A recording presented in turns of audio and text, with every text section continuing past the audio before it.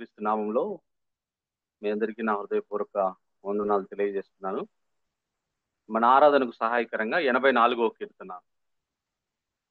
Sam 84 ఉత్తర ప్రత్యుత్తర రీతిగా చదువుదాం.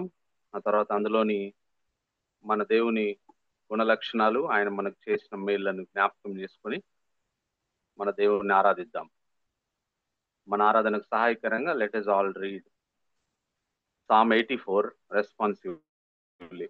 నేనొక వచనం, మీరొక వచనం. 84వ కీర్తన.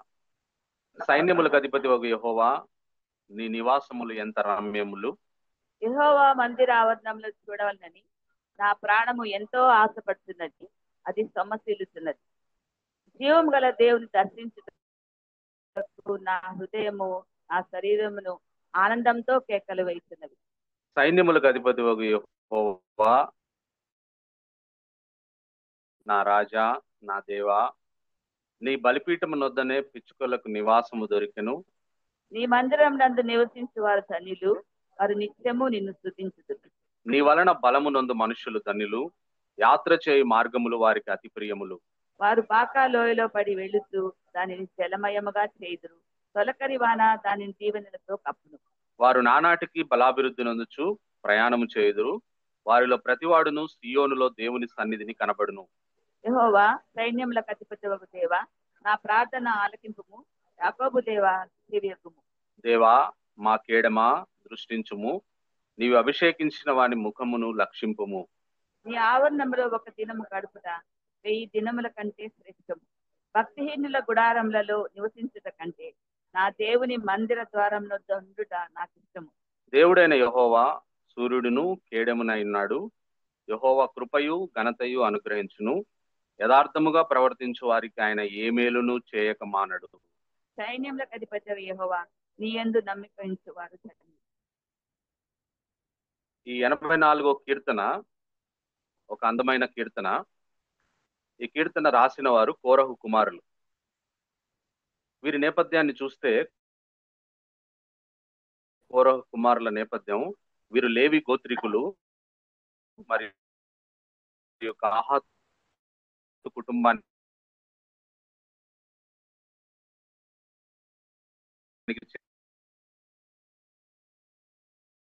వారు. వీరి పితరుడైన కోరానులను సంబంధికులను మురింగివేసింది. అయితే కోరహు కుమారులు కొందరు చనిపోలేదు అని సంఖ్యాకాండం 26వ అధ్యాయం 11 వచనాల్లో రాయబడింది. దేవుడు తమపై చూపిన కరుణను జ్ఞాపకం చేసుకుని later they become notable in Israel for their praise to God. దేవుణ్ణి స్తుతించే వారిగా ఈ కోరహు కుమారులు ఆ తర్వాత మారినట్టుగా మనం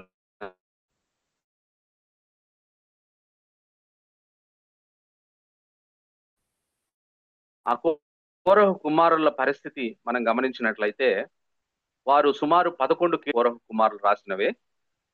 they express deep longing for God. దేవుని పట్ల లోతైన ఆశని వాళ్ళు కలిగి ఉన్న వాళ్ళుగా మనం చూస్తాం. Later they became gate keepers and worship leaders in temple. మొదటి దినవృత్తాంతములు 9:19 ప్రకారం ఆ తర్వాత వాళ్ళు వర్షిప్ లీడర్స్ గా దానికి మారిన విషయం కూడా మనం చూస్తాం. ఆ తర్వాత దే బికమ్ మైటీ వారియర్స్. సైన్యంలో యోధులుగా వారు మారిన విషయం. అయితే ఈ కోరహు కుమారుల ఉదంతం మనకు గుర్తు చేసే విషయం ఏమిటనంటే, this Korah's sons incident reminds us our family history doesn't define our destiny. మన పూర్వ చరిత్ర బాగా లేనంత మాత్రాన అది మనం చేరుకోవలసిన గమ్యాన్ని, దేవుడు మన జీవితాల్లో ఉద్దేశించిన ఆ పర్పస్ ని చేరుకోవడంలో అది ఎంత మాత్రం అడ్డంకిగా కాదు. అంటే మన హిస్టరీ ఎంత బ్యాడ్ గా ఉన్నా సరే, దేవుడు మనల్ని గొప్పగా తన తన సేవలో వాడుకోగలడు అనే విషయం కోరహు కుమారులను చూస్తే మనకు అర్థమవుతుంది అనే విషయాన్ని నేను మీకు జ్ఞాపకం చేస్తాను. Prince of preachers Charles Spurgeon గారు, మరి ఆయన ఈ కీర్తన గురించి ఏమంటాడంటే, కీర్తనల గురించి ఆయన బేసికల్ గా చెప్తూ ఆయన చెప్తున్న మాట ఏమిటనంటే, 23వ కీర్తన అత్యంత ప్రజాదరణ పొందిన కీర్తన, 103వ కీర్తన అత్యంత ఆనందకరమైన కీర్తన, 119వ కీర్తన అత్యంత లోతైన అనుభవపూర్వకమైన కీర్తన. 51వ కీర్తన అత్యంత విచారకరమైన కీర్తన. అయితే 84వ కీర్తన శాంతి కీర్తనలలో అత్యంత మధురమైన, నేను మీకు జ్ఞాపకం చేస్తాను. 1-2 వచనాల్లో మనం చూస్తే దేవుని మందిరం పట్ల ఉన్న ఆశను తెలియజేస్తా ఉన్నాయి కదా. ఏమంటున్నాడు? దేవుని మందిరం పట్ల, యెహోవా నీ నివాసములు ఎంత రమ్యములు, యెహోవా మందిరావరణములను చూడవలనని నా ప్రాణం ఎంతో ఆశపడుచున్నది, అది సొమ్మసిల్లుచున్నది అంటున్నాడు. జీవము గల దేవుని దర్శించుటకు నా హృదయము నా శరీరము ఆనందముతో కేకలు వేస్తున్నాయి అంటున్నాడు. ఎంత ఆశ చూడండి దేవుని మందిరం పట్ల కదా. ఆయన ఆయన సొమ్మసిల్లిపోతుందంట, ఆయన ప్రాణం, ఆయన శరీరము దేవుని మందిరానికి రావాలని చెప్పి, దేవుని కలుసుకోవాలి దేవుని మందిరంలో అని కేకలు వేస్తున్నాయంట ఆయన ఆయన శరీరంలో కదా. ఆయన శరీరం ఆనందంతో కేకలు వేయుచున్నది అని అంటాం.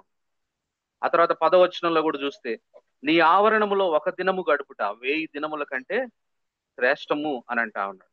భక్తిహీనుల గుడారములలో నివసించుట కంటే నా దేవుని మందిర ద్వారము నొద్ద నుండుట నాకు ఇష్టము అంటున్నాడు. అంటే ఈ లోకంలో అతి శ్రేష్టమైన దానికన్నా దేవుని మందిరంలో చేసే అతి అల్పమైన పని చాలా శ్రేష్టమైనది అంటా ఉన్నాడు కదా. అంటే ఈ లోకంలో నువ్వు ఒక ప్రధానమంత్రిగా, ఒక రాష్ట్రపతిగా నువ్వు పదవి చేయడం కన్నా దేవుని మందిరంలో ఒక చిన్న పని ఏదైనా చేస్తే అది మనకు శ్రేష్టమైంది, అది మేలు అంటా ఉన్నాడు. అంటే దేవుని మందిరం యొక్క ప్రాశస్త్యాన్ని గుర్తించి ఆయన ఈ కీర్తన వాళ్ళు కౌరవ కుమారులు రాస్తున్నారనే విషయాన్ని ఈ సందర్భంగా నేను మీకు జ్ఞాపకం చేస్తాను కదా.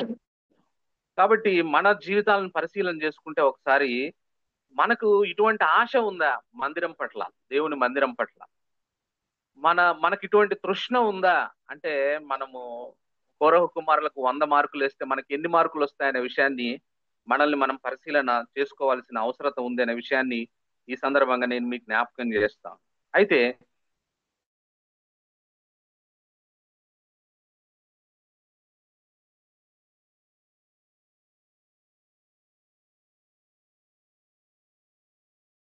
మన దేవుని గురించి అనేకమైన సంగతులు ఈరోజు ఆరాధిద్దాం. మొట్టమొదటిది మనం గమనించినట్లయితే 1వ వచనం, 2వ వచనం, 10వ వచనం మనకు తెలియజేస్తున్న విషయం ఏమిటనంటే, మనం ఎందుకు ఆరాధించాలి ఉదయకాలంలో మన దేవుణ్ణి అని కీర్తన మనకు చెప్తుంది అని అంటే, మనం ఈ భూమి మీద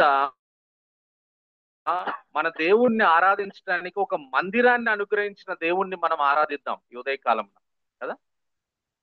ఈ ఒకటో వచనం, 2వ వచనం, 10వ వచనం చెప్తున్న మాట ఏమిటనంటే, మనము దేవుణ్ణి ఆరాధించడానికి ఒక మందిరాన్ని మనకు దయచేసిన దేవుణ్ణి మనం ఈ ఉదయకాలంలో ఆరాధించాలి అనే విషయాన్ని నేను మీకు జ్ఞాపకం చేస్తాను. మందిరం ద్వారా ఏం చేస్తున్నాడు దేవుడు అంటే, మందిరం ద్వారా మనల్ని బలపరుస్తున్నాడు, మందిరం ద్వారా మనల్ని ప్రోత్సహిస్తున్నాడు, మందిరం ద్వారా మనల్ని సరిదిద్దుతున్నాడు. తనతో సహవాసము, తన బిడ్డలతో సహవాసం చేయడానికి, ఆయన్ని ఆరాధించడానికి దేవుడు మనకి ఈ మందిరాన్ని ఇచ్చాడు. కాబట్టి ఉదయకాలమున మనకి ఇవ్వబడిన ఈ పీస్ అండ్ జాయ్ ఫెలోషిప్ చర్చిని బట్టి మనం దేవుణ్ణి ఆరాధిద్దాం. ప్రభువా, నాకు ఇంత మంచి మందిరాన్ని ఇచ్చినావు, ఇక్కడ నన్ను సరిదిద్దుతున్నావు, ఇక్కడ నన్ను బాగు చేస్తున్నావు, ఇక్కడ నా జీవితాన్ని కడుతూ ఉన్నావు, అందుని బట్టి నీకు వందనాలని ఉదయకాలంలో మనం ఆరాధిద్దాం. అది మొదటి మాట. రెండో విషయాన్ని చూస్తే 3-4 వచనాల్లో రాయబడ్డ మాటని మనం చూస్తే, 3-4 వచనాల్లో, సైన్యములకు అధిపతి యెహోవా నా రాజా నా దేవా, నీ బలిపీఠమునొద్దనే పిచ్చుకలకు నివాసము దొరికెను, పిల్లలు పెట్టుటకు వాన కోవెలకు గూటి స్థలము దొరికింది. ఇక్కడ దీని అర్థం ఏమిటనంటే, పిచ్చుకల వంటి ఇన్సిగ్నిఫికెంట్ పీపుల్ మనం కదా. పిచ్చుకలు అంటే అవి ఎన్నిక లేనివి పిచ్చుకలు కదా. మనం కూడా అటువంటి ఎన్నిక లేని వారం, ఇన్సిగ్నిఫికెంట్ పీపుల్ మనం కదా. వాన కోవెల అంటే రెస్ట్లెస్ కి నిదర్శనం. వాన కోవెల కదా అంటే అవిశ్రాంతంగా మన జీవన పోరాటంలో కష్టపడుతున్న మనల్ని కదా. అంటే ఏ ప్రాముఖ్యత లేని, ఏ ఆధిక్యత లేని, ఎన్నిక లేని మనకు దేవుని మందిరంలో చోటిచ్చాడు దేవుడు. జీవిత ప్రయాణంలో సొలసిపోయిన మనకి తన మందిరంలో చేర్చుకొని మనకు విశ్రాంతిని అనుగ్రహిస్తున్నాడు దేవుడు. అటువంటి దేవుణ్ణి ఈ ఉదయకాలంలో మనము ఆరాధించబద్ధులమైనామనే విషయాన్ని నేను మీకు జ్ఞాపకం చేస్తున్నా. ఇది రెండవ మాట. మూడో విషయాన్ని మనం చూస్తే 5-7 వచనాల్లో రాయబడ్డ మాట ఏమిటనంటే, మన దేవుడు మనకు బలమును అనుగ్రహించే దేవుడు అనే విషయం ఈ కీర్తన మనకు తెలియజేస్తుంది. 5వ వచనం, 7వ వచనంలో కదా. ఇక్కడ రాయబడ్డ మాట ఏమిటనంటే, పూర్వము మన దేవుని మందిరం యెరూషలేములో ఉన్నప్పుడు దేవుని ప్రజలు సంవత్సరానికి 3 సార్లు చాలా దూరం ప్రయాణించి యెరూషలేములోని సియోను కొండ మీద ఉన్న దేవుని మందిరానికి వచ్చేవారు. అలా ప్రయాణాలు చేసేవారు సాధారణంగా ఫస్ట్ స్ట్రెంగ్త్ తోనే ఉంటారు, చివరికి బలహీనమైపోతారు జర్నీ చేస్తే కదా, నడిచి వస్తారు వాళ్ళు. అలా నడిచి వచ్చినప్పుడు అయితే ఇక్కడ ఏమిటంటే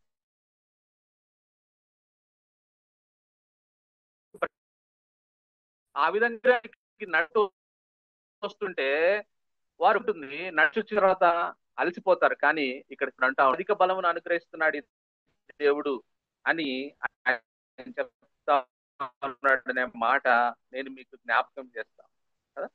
అలాగే మన ఆత్మీయ ఆ దేవుణ్ణి మనము ఈ ఉదయకాలమున ఆరాధించవద్దులమైన మన విషయాన్ని నేను మీకు జ్ఞాపకం చేస్తాను. అది 3వ మాట. 4వ విషయాన్ని చూస్తే మన దేవుణ్ణి మనం ఎందుకు ఆరాధించాలి అని అంటే, మన దేవుడు మన బాకాలోయ అనుభవాలను దీవెనలుగా మార్చే దేవుడు. 6వ వచనంలో రాయబడ్డ మాట చూడండి. వారు బాకాలోయలో పడి వెలుచు దాన్ని జలమయముగా చేయుదురు, తొలకరి వాన్న దానిని దీవెనలతో కప్పును. బాకాలోయ అంటే ఏమిటనంటే, బాకాలోయ దుఃఖానికి, వేదనకు, కన్నీటికి గుర్తు బాకాలోయ. మన దేవుడు మన జీవితాల్లో అటువంటి దుఃఖకరమైన అనుభవాల్ని, బాధాకరమైన అనుభవాల్ని, కన్నీటి అనుభవాల్ని, అంటే డ్రై టైమ్స్ ని, మన జీవితాల్లో ఉన్న డ్రై టైమ్స్ ని జలమయంగా చేస్తా అంటున్నాడు మన దేవుడు కదా. జలమయంగా చేసే దేవుడు మన దేవుడు. తొలకరి వాన దీవెనలతో మనల్ని నింపేవాడు అనే మాట. ఈ బాకాలోయ అనుభవం కూడా బాకాలోయలో పడి వెళ్ళుచు అని రాయబడి, అంటే బాకాలోయ అనుభవము కొంతకాలం మాత్రమే మన జీవితంలో కదా. ఈ బాకాలోయ నువ్వు ఒకవేళ దుఃఖం గుండా, వేదన గుండా పోతున్నావేమో ఈ సమయంలో, దేవుడు నీ జ్ఞాపకం చేస్తున్న విషయం ఏమిటంటే, ఈ బాకాలోయ అనుభవం కొద్ది కాలం మాత్రమే, నువ్వు దాటిపోతావు.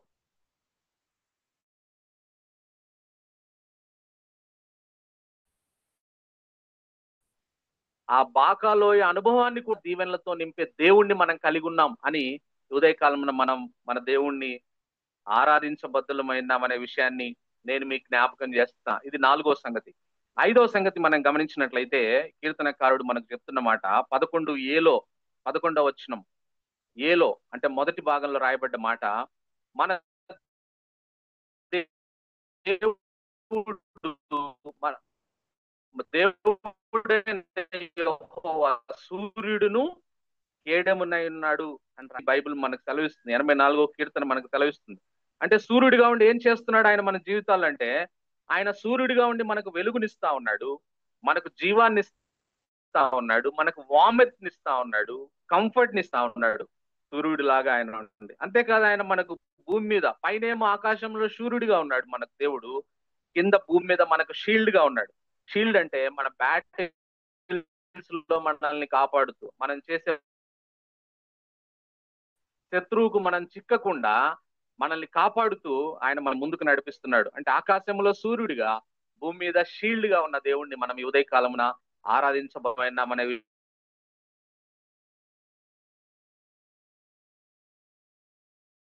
విషయాన్ని నేను మీకు జ్ఞాపకం చేస్తున్నా. అది 5వ మాట. బట్ మాట మన దేవుడు మన గ్రేస్ ని గ్లోరీని ఇచ్చే దేవుడు మనకి కదా. గ్రేస్ ఎప్పుడు అవసరం అంటే, grace is the first gift for us. మనం కృప ద్వారానే రక్షించబడ్డాం. మనకి ఎలా మేలు చేయాలని ఆలోచించే దేవుణ్ణి మనం కలిగి ఉన్నాం అనే విషయాన్ని నేను మీకు జ్ఞాపకం చేస్తా ఉన్నా కదా. కాబట్టి ఎల్లప్పుడూ మేలు చేసే దేవుణ్ణి మనం కలిగి ఉన్నాం. మేలు చేయక మానని మన దేవుణ్ణి కదా. మనకు అన్నిటికంటే గొప్ప మేలు ఏంటి? దేవుడు మనకిచ్చిన గొప్ప మేలు ఏంటంటే, నేనంటాను యేసు ప్రభు నీడమే మనకి కదా. అన్నిటికంటే గొప్ప మేలు తండ్రి అయిన దేవుడు మనకు చేసింది ఏమిటనంటే, ఆయన మనకి యేసు ప్రభుని కదా.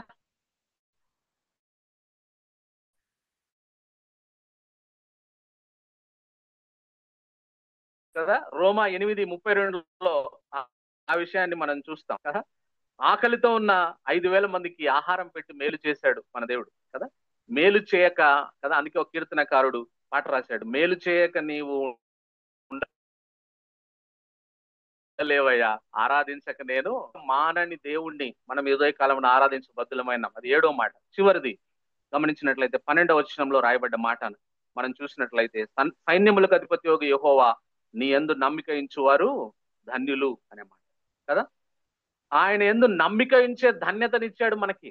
ఆయనను విశ్వసించే ధన్యత ఇచ్చినాడు ఆయన బిడ్డలుగా కదా అయ్యే ధన్యత. యెహోవా తమకు దేవుడిగా గల జనులు ధన్యులు అని రాయబడింది. ఇటువంటి గొప్ప దేవుడిని మన దేవుడిగా కలిగి ఉండే అల్పులమైన ఇన్సిగ్నిఫికెంట్ పీపుల్ కి కదా, రెస్ట్లెస్ పీపుల్ కి మనకి దేవుడు ఈ గొప్ప దేవుణ్ణి నమ్ముకునే గొప్ప ధన్యత ఇచ్చినాడు. కాబట్టి ఈ విషయాలన్నిటిని జ్ఞాపకం చేసుకొని మనం ఈ ఉదయ కాలమున మన దేవుణ్ణి ఆరాధిద్దాం. దేవుడి మాటలు దీవించుకుందాం.